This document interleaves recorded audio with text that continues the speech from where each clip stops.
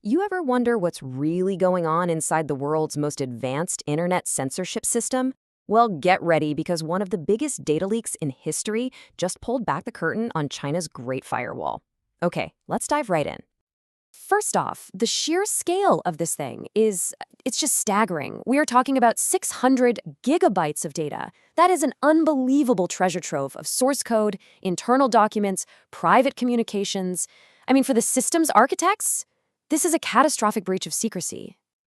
The date everything changed was September 11th, 2025. And look, this wasn't just some minor hack. This was a complete unveiling. The leak exposed the literal blueprint of the firewall, everything from its core code to the daily work logs of the people who operate it. Now, to really get the significance here, you have to understand where this information came from. This leak is from the very heart of the GFW, the Great Firewall. It didn't come from some random contractor on the sidelines. This came directly from its main research and development engine. And at the center of it all are two organizations, Geedge Networks and the MESA Lab. You can think of them as a key R&D branch for the firewall. They're this blend of academic research and corporate power, with a direct line to the guy who created the whole system in the first place. So that begs the question, right? Who are the people, the masterminds behind this technology? Well, thanks to the leak, we now have a remarkably clear picture of the individuals and the institutions that built this digital fortress. And it really does all start with one man, Fang Bingsheng. He's widely known as the father of the Great Firewall, and this leak pretty much confirms his deep, ongoing involvement. He's listed as the chief scientist at Geedge Networks, which connects him directly to all the leaked code and plans. And just look at this timeline. It shows you how incredibly fast this whole operation grew. In 2012, MESA is just a research team. A year later, they're winning major awards. By 2016, they're pulling in tens of millions in revenue and winning national prizes. And then, by 2018, they spin off into a private company, Geedge Networks.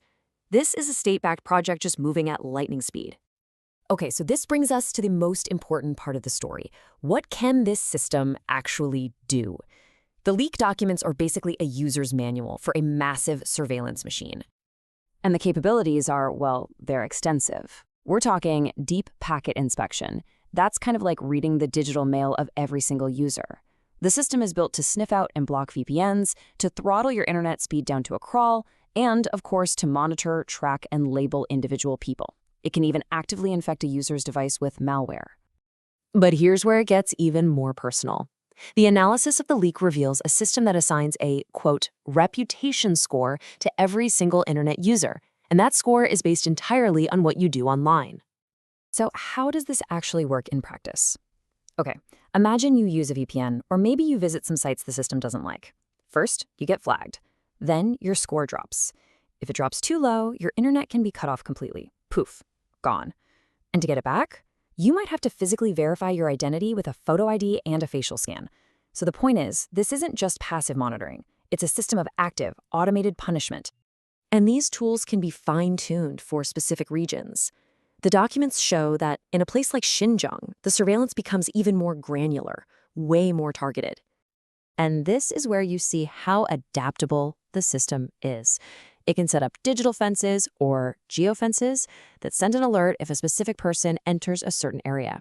It can pull up their entire location history, and it can automatically flag people for behaviors like changing their SIM card too often, making international calls, or even just using foreign social media apps. But here's the thing.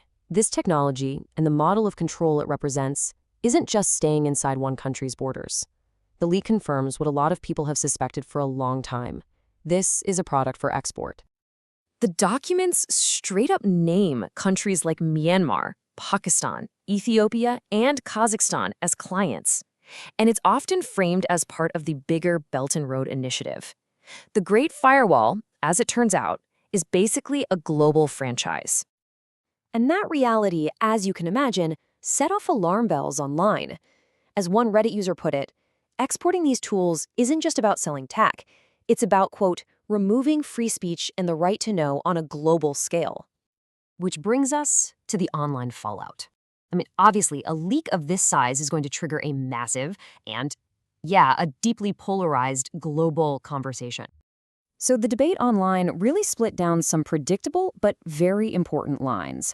On one side, you have people saying this is the final proof. This is a tool for authoritarian control, plain and simple. But on the other side, a really common response was, hey, Western governments do surveillance too, or this is just about national security. Every country has a right to protect its own networks. And this got people talking about a really key difference: state censorship versus corporate moderation. With state censorship, like we see with the Great Firewall, the government itself is the one blocking entire platforms. With corporate moderation, a private company like YouTube removes content based on its own rules. The whole argument is about who gets to hold that power, the state or a private company that, you can choose not to use. And that leads to this really sharp point from another user. They brought up the Snowden leaks, right? And they pointed out that afterward, there were lawsuits, courts ruled that programs were illegal and things got shut down. There was a public legal process. And the question they ask is, could anything like that, any kind of accountability, ever happen here? So, at the end of the day, this leak has given us this incredible, unprecedented look at the nuts and bolts of digital control. We know now, in detail, how the machine really works. But as this technology keeps getting smarter and keeps being exported around the world, the real question isn't just about what it can do today. The bigger question is, where does a system like this go next?